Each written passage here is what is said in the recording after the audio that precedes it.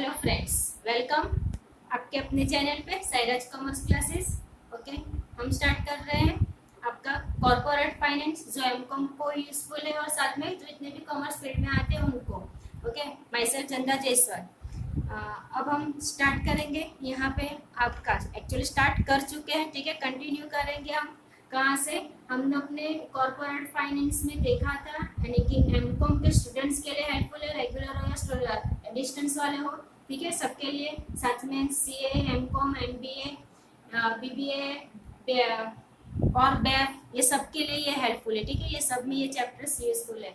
तो ये वीडियो जरूर देखना, शेयर करना, सब्सक्राइब करना, लाइक करना, ताकि मुझे मोटिवेशन मिले और मैं और आगे और वीडियो आपके लिए ऐसे ही लेके आते रहूँ, ठीक है। Okay fine. तो हम लोग ने स्टार्ट कर चुके हैं ये चैप्टर, यानी कि आपका कॉर्पोरेट फाइनेंस। उसमें हमने रेशियो एनालिसिस पूरा किया है। रेशियो एनालिसिस को फाइनेंशियल एनालिसिस भी बोलते हैं, ठीक है। ये हम लोग ने पूरा किया है। अब हम करेंगे कॉस्ट ऑफ कैपिटल, ये भी स्टार्ट कर चुके हैं। कॉस्ट ऑफ कैपिटल भी हमारा मोस्टली कवर हो गया है। अब इसमें सिर्फ हमारा WACC बाकी है, ठीक है। इसके पहले cost of equity, cost of preference, cost of debt, CAPM क्या है, रिटेन अर्निंग क्या है, ये सब चीजें एक्सप्लेन करती है मैंने अच्छे से, ठीक है। अब हम देखेंगे जो इसका लास्ट पार्ट है, weightage average cost of capital, ठीक है। तो ये हम देखेंगे, इसके बाद ये चैप्टर भी खलास हो जाएगा। उसके बाद हम लोग न्यू चैप्टर स्टार्ट करेंगे। तो आज हम स्टार्ट करेंगे weighted average cost of capital. अब weighted average cost of capital है क्या, पहले ये जान लेते हैं, ठीक है, कि weighted average cost of capital क्या है। Weighted average cost of capital यानी कि ओवरऑल कॉस्ट क्या है, ये ओवरऑल कॉस्ट। ओवरऑल कॉस्ट किसकी, ठीक है। हम लोग ने पहले देखा जो इंडिविजुअली कॉस्ट निकालते हैं हम, ठीक है। क्या देखते हैं हम? इंडिविजुअली कॉस्ट निकालते हैं, जैसे कि कॉस्ट ऑफ इक्विटी निकाला, कॉस्ट ऑफ प्रेफरेंस निकाला, कॉस्ट ऑफ डिवेंचर निकाला, कॉस्ट ऑफ रिटेन अर्निंग निकाला। सबको अलग अलग हमने कॉस्ट निकाली, लेकिन सबका मिक्स, ठीक है, सबका मिक्सर, जितने भी 4-5 हमने देखे जिसके हमने कॉस्ट निकाले, उसको सबका मिक्सर यानी कि ऐड करते हम, तो बनता है हमारा ओवरऑल कॉस्ट ऑफ कैपिटल। उसको हम बोलते हैं weighted average cost of capital, ठीक है। एकदम इजी और एकदम सिंपल वे में बताया आपको कि क्या बोलते हैं weighted average cost of capital. आपने नाम सुना होगा weighted average cost of capital, लेकिन ये चीज है क्या, ठीक है। इतनी सिंपल वे में किसी ने नहीं बताया होगा कि क्या है आपके पास weighted average cost of capital. Okay, तो weighted average cost of capital क्या है?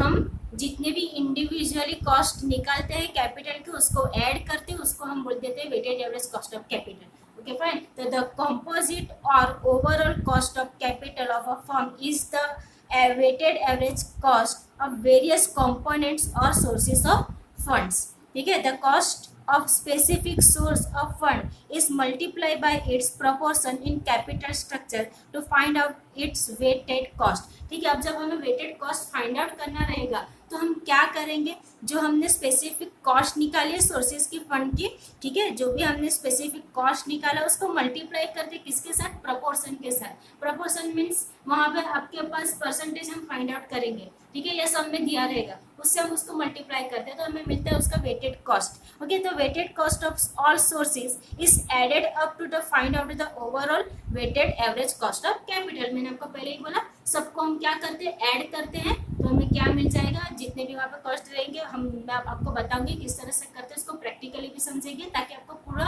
परफेक्टली क्लियर हो जाए, ठीक है। तो इसको हम बोलेंगे weighted average cost of capital. अभी इंडिकेट क्या करता है? Weighted average cost of capital indicate क्या करता है? इंडिकेट करता है कि हाउ मच कॉस्ट, यानी कि कितना कॉस्ट कंपनी हैज टू पे, ठीक है, कंपनी को पे करना पड़ेगा फॉर एवरी रूपी इट प्रोक्योर और इन्वेस्ट। अगर कंपनी ने कुछ इन्वेस्ट किया है या फिर किसी ने प्रोक्योर किया है तो उस पर कितनी कॉस्ट पड़ेगी आपकी, ठीक है, वो फाइंड आउट करने के लिए हमें weighted average cost of capital helpful रहता है, ठीक है। ये इंडिकेट करता है हमें weighted average cost of capital. Okay friends, तो क्या देखा हमने? कॉर्पोरेट फाइनेंस सब्जेक्ट उसमें आपका कॉस्ट ऑफ कैपिटल, और उसके अंदर चैप्टर का नाम आपका कॉस्ट ऑफ कैपिटल, उसमें हमने आज क्या देखा? Weighted average cost of capital देखा, यानी देख रहे हैं, ठीक है। इसमें मैंने आपको एक्सप्लेन कर दिया कि ये क्या है, weighted average cost of capital क्या है। इसको मैं फुल फॉर्म लिख देती हूँ ताकि आपको ध्यान में रहे, ठीक है। वेटेड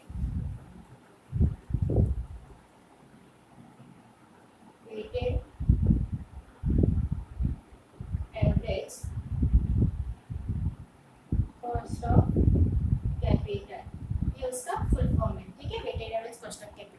आपको बता दिया क्या है ये, ठीक है। अब इसमें कुछ वेट स्कीम्स रहती है, ठीक है। क्या रहता है? Wait scheme. इसका मीनिंग देख लिया आपने, ठीक है।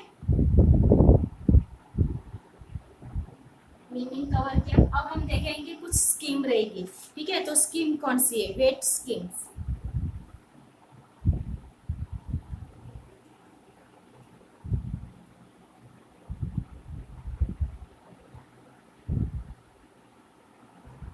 वेट स्कीम भी दो टाइप्स की रहेगी, ठीक है। दो टाइप्स की वेट स्कीम रहेगी।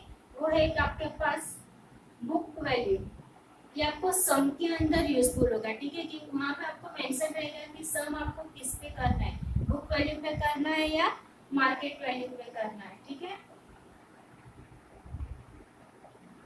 ये एक स्कीम है। और सेकंड स्कीम है आपके पास, यानी कि वेट स्कीम है आपके पास सेकंड, हिस्टोरिकल या फिर टारगेट।